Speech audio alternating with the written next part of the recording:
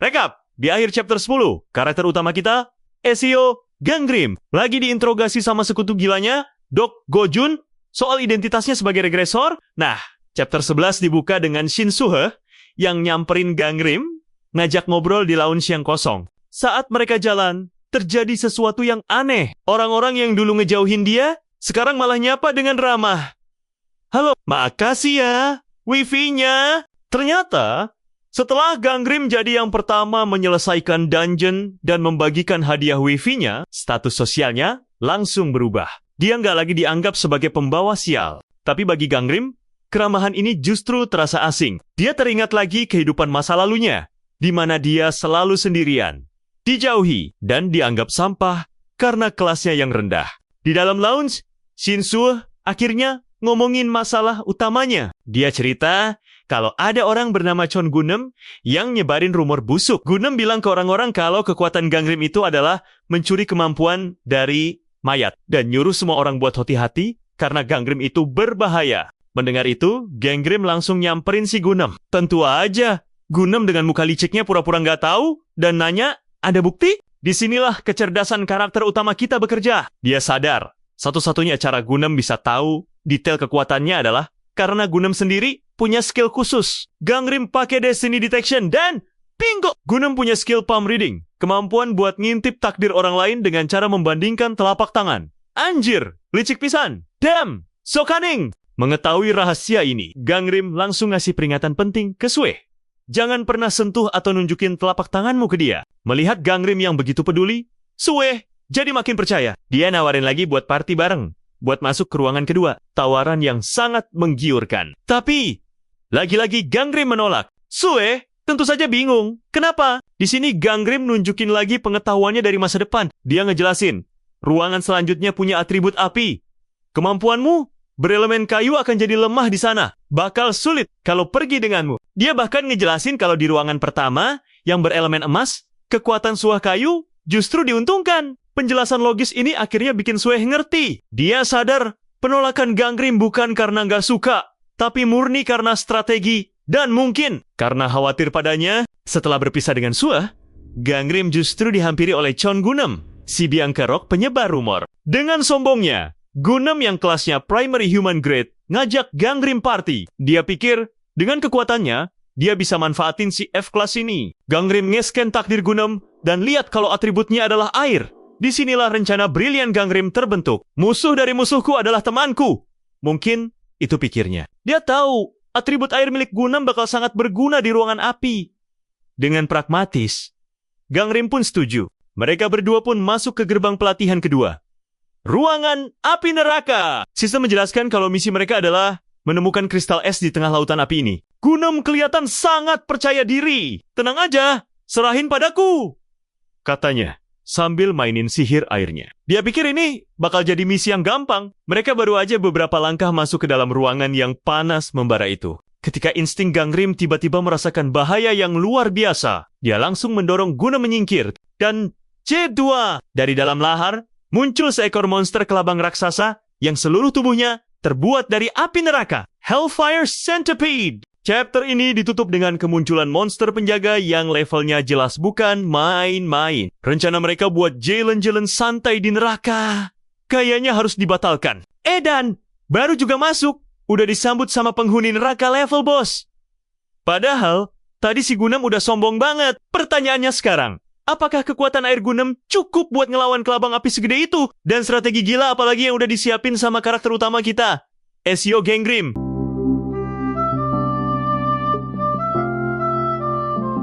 Rekap. Di akhir chapter 11, karakter utama kita, Ezio Gangrim, dengan pragmatisnya ngebentuk aliansi sama si licik Chon Gunem buat naklukin dungeon kedua. Chapter 12 dibuka dengan mereka berdua yang udah ada di dalam ruangan api neraka. Tempatnya persis kayak namanya. Panas, penuh lahar, dan auranya bikin sesek napas. Misi mereka, nemuin kristal es. Baru juga masuk, mereka langsung disambut sama penghuni pertama. Bukan cuma satu, tapi gerombolan. Dari lahar panas, puluhan monster kodok api atau fire frog muncul. Meskipun kelasnya cuma insectile grade, jumlah mereka banyak banget. Tapi, Chon Gunem, yang atributnya air, cuma ketawa. Serahin padaku, katanya. Dia langsung ngeluarin skill water bombs-nya dan dengan gampang ngebantai para kodok api itu. Edan, gila! Kekuatan airnya bener-bener jadi counter alami di sini. Melihat Gunem yang lagi asik pamer kekuatan, Gangrim justru kelihatan tenang dan tersenyum tipis. Di sini kita lihat lagi kecerdikan karakter utama kita. Dia sengaja ngajak Gunem biar dia yang kerja keras ngabisin mananya. Aku udah tahu di mana letak kristal es itu. Batinnya. Dia nggak perlu buru-buru. Rencananya adalah ngebiarin Gunem kelelahan dulu. Pinter pisan si Akang Iyeyu. Pinter banget si Akang ini. Dan bener aja bro. Setelah ngebantai puluhan monster kodok sendirian, Gunem akhirnya mulai ngerasain akibatnya. Dia kena mana anemia. Kondisi di mana-mana seorang hunter habis total. Bikin tubuhnya jadi lemes dan pusing. Dia sadar, jumlah monster di sini jauh lebih banyak dari perkiraannya. Di saat Gunem lagi kelelahan, dia nyender ke dinding sambil ngeluh. Sial, aku harus istirahat sebentar, katanya. Gangrim cuma natap dia dengan dingin dan bilang, kalau nggak bisa ngikutin, pulang aja. Aku bisa selesaikan ini sendirian. Mendengar itu, Gunem yang sombong langsung tersinggung. Disinilah niat busuknya keluar.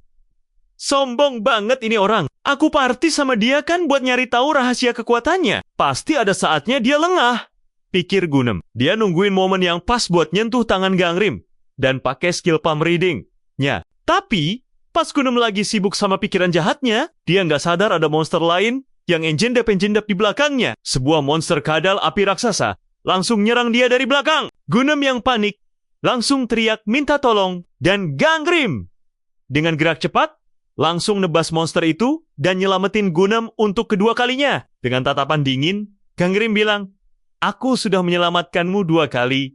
Chon, Gunem sih. Gunem yang diselamatin bukannya berterima kasih, malah makin kesel karena ngerasa direndahin. Gak lama setelah itu, mereka akhirnya nemuin apa yang mereka cari. Di atas sebuah tebing batu, berkilau sebuah kristal es raksasa. Misi mereka hampir selesai. Gunem langsung sadar, kalau cuma ada 1 kristal es, berarti siapa yang pertama ngambil? Dia yang pertama menyelesaikan ruangan ini, pikirnya. Hadiah, kehormatan, dan tatapan kagum dari semua orang. Keserakahan langsung menguasai dirinya. Semua itu akan jadi milikku, teriaknya sambil lari sekuat tenaga buat ngambil kristal es itu duluan. Ninggalin Gangrim di belakang. Dia berhasil. Dia menyentuh kristal itu. Tapi kristal itu terasa aneh. Lembek. Ternyata itu bukan kristal es, bro. Itu adalah kantung telur kodok api. Seketika, kantung itu pecah. Dan ribuan bayi kodok api yang kelaparan langsung mengerubungi tubuhnya. Karma instan! Chapter ini ditutup dengan pemandangan yang tragis sekaligus memuaskan. Chon Gunem, si pengkhianat yang serakah, sekarang lagi dimandiin sama lautan kodok api. Dia teriak-teriak minta tolong ke Gangrim. Dan karakter utama kita, dia cuma berdiri di sana, nonton dengan tatapan dingin sambil bilang, itulah karma karena mencoba menusukku dari belakang. Gusti, ngeri pisan si Akang. Ya Tuhan, ngeri banget si Akang. Pertanyaannya, apakah Gangrim bakal nolongin si pengkhianat ini? Atau dia bakal ngebiarin Gunem mati dimakan kodok sebagai pelajaran?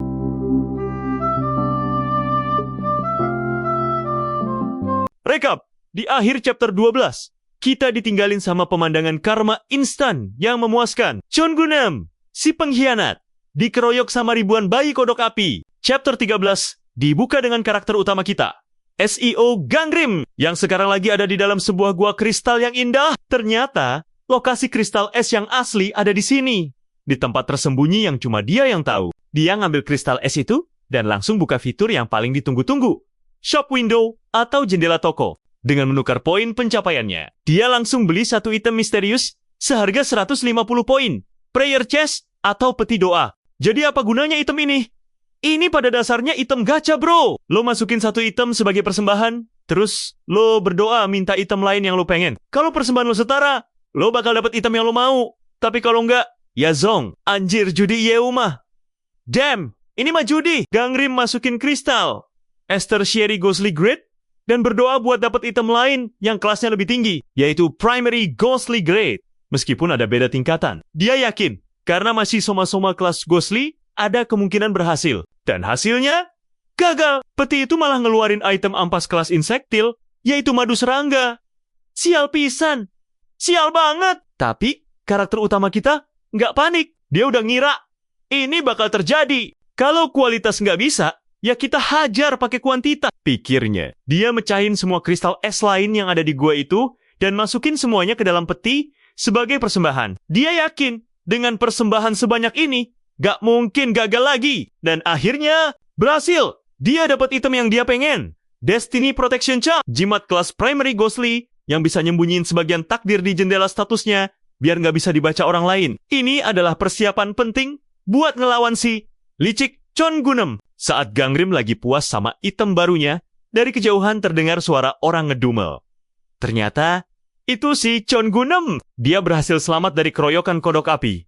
Tapi keadaannya udah babak belur dan menyedihkan. Tapi di luar dugaan, Gunem nemuin jalan keluar duluan. Dia langsung teriak, "Aku yang pertama, aku yang menang!" Dia keluar ke lobi dan disambut sama para penyintas lain yang kagum. Anafi Chachia langsung ngasih selamat. Dok Gojun juga datang dan dengan anehnya bilang, "Wah, jadi kau karakter utama yang sebenarnya ya?" Gunem yang lagi besar kepala langsung jumawa. Saat itulah dia ngelihat Gangrim yang baru keluar. Dengan niat licik, dia nyamperin Gangrim dan ngajak jabat tangan, berharap bisa pakai skill palm reading-nya. Dan Gangrim dengan santai nerima jabat tangan itu. Gunem langsung girang dalam hati dan ngaktifin skillnya. Tapi yang dia lihat cuma status palsu. Dia cuma lihat kelas Insectile Grade dan skill api biasa. Semua skill kuat Gangrim yang lain udah disembunyiin sama Destiny Protection Charm. Karunya Tewing, kasian banget. Gunem langsung shock dan kecewa berat. Sialan, cuma segini doang, pikirnya. Dia ngerasa udah buang-buang waktu sama orang lemah. Karakter utama kita, dengan senyum tipis yang gak diliatin ke orang lain, berhasil ngejebak balik si pengkhianat. Dan karma nggak berhenti di situ. Dok Gojun, yang sekarang nganggep Gunem lebih keren dari Gangrim, justru jadi nempel sama dia. Sistem pun ngasih notifikasi. Takdir Dok Gojun dan Chon Gunem mulai terjalin.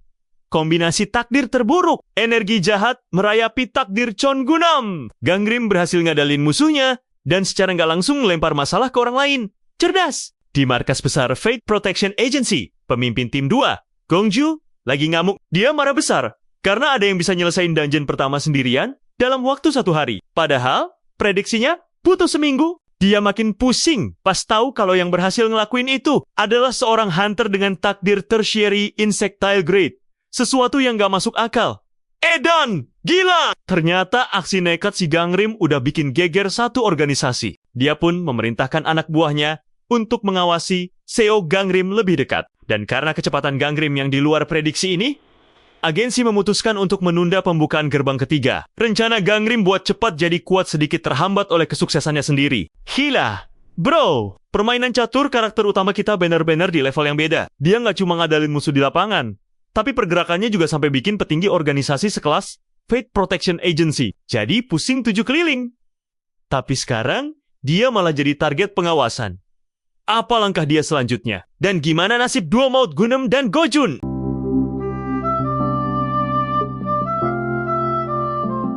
Rekap! Di akhir chapter kemarin, karakter utama kita, Seo Gangrim. Dengan cerdiknya berhasil ensprank si licik Chon Gunem dan ngebuatnya jadi mainan baru. Si aneh Dok Gojun, chapter 14 dibuka beberapa hari kemudian. Suasana di lobi udah beda. Orang-orang mulai sadar kalau informasi soal cara nyelesain dungeon yang disebar sama Chon Gunem itu bohong.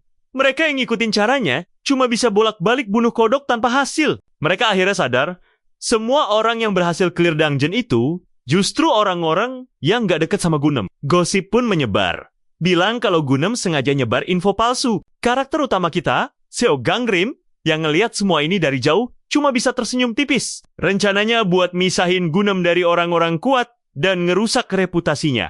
Berhasil total. Di tengah gosip-gosip itu, tiba-tiba sebuah pengumuman muncul untuk semua orang. Pemberitahuan panggilan. Semua orang harus berkumpul di aula pukul 18 hari ini. Tertanda Anafi Chachia. Gangrim udah ngira ini bakal terjadi. Setelah cukup banyak orang yang nyelesain dungeon kedua, sekarang waktunya buat pengumuman selanjutnya. Benar saja.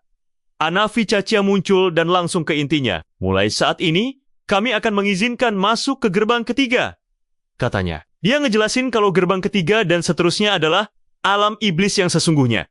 Bukan lagi sekadar tempat latihan. Level bahayanya jauh lebih tinggi. Monsternya lebih kuat dan lebih bervariasi. Mulai sekarang, semua orang harus bergerak bersama sebagai satu tim besar. Anjir! Ini mah udah bukan main-main lagi. Anafi, kemudian ngasih peringatan paling penting. Para dewa akan mengawasi kalian saat kalian menyerbu alam iblis, katanya. Dia nyuruh semua orang buat ngecek manual yang udah diupdate, karena ada cara-cara baru buat ngerespon kalau dengar suara dewa. Setelah pengumuman selesai, dua sosok yang kita kenal dari kehidupan masa lalu Gangrim, si kembar Yunbom dan Yungol, dengan ceria nyamperin karakter utama kita. Di masa depan, mereka ini bakal jadi hunter yang kuat banget. Gangrim teringat lagi masa lalunya. Dulu, karena rumor busuk yang disebar Chon Gunem, dia dijauhin semua orang, kecuali oleh si kembar ini dan Shinsuo. Mereka satu-satunya yang tetap baik sama dia. Gangrim nge-scan takdir mereka. Keduanya punya takdir yang luar biasa, Draconic dan Ghostly Great, dengan skill yang berhubungan sama senjata jarak jauh. Tapi,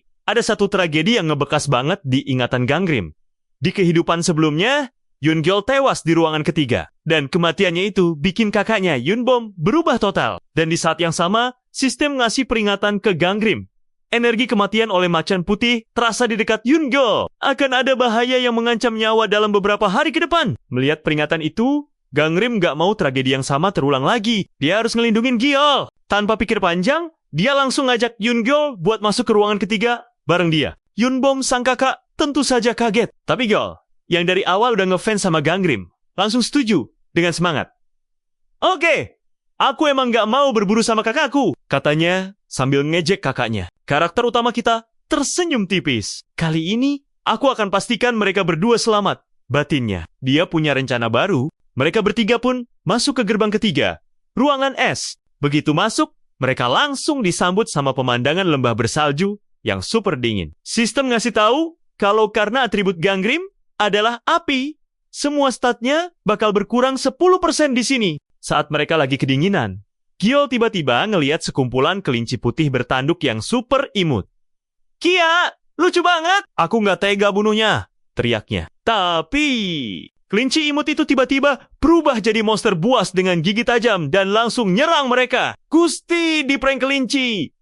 Ya Tuhan, di prank kelinci. Tapi Gangrim yang udah tahu soal ini, dengan santainya langsung nebas monster itu. Ternyata, meskipun serem, monster kelinci ini kelasnya cuma insectile grade. Lemah. Setelah dapat beberapa item dari toko, si kembar yang dulunya atlet menembak dan memanah, sekarang jadi jauh lebih efisien dalam berburu. Mereka berdua jadi duo pemburu yang mematikan. Tapi Gangrim tahu, ini belum cukup. Dia teringat lagi. Di masa lalu, setelah Giol mati, Bom jadi sangat kuat, tapi nggak pernah bahagia. Dia bahkan jadi sniper mematikan yang membunuh banyak anggota Flying Tiger. Aku harus bikin Giol tetap hidup. Demi Bom dan demi sekte Flying Tiger, pikirnya, rencananya adalah membawa mereka berdua ke sektenya. Tapi saat dia lagi sibuk mikirin masa depan, tiba-tiba dia sadar. Yungol menghilang. Chapter ini ditutup dengan Gangrim dan Bom yang panik mencari Giol yang lenyap ditelan badai salju. Anjir! Bro, baru aja karakter utama, kita ngerasa bisa ngontrol takdir. Variabel, baru langsung muncul. Yungol, orang yang paling harus dia lindungi, sekarang malah hilang. Apakah ini bagian dari kematian oleh macan putih yang diramalkan sistem? Apakah Gangrim bakal telat lagi? Sama seperti di kehidupan sebelumnya?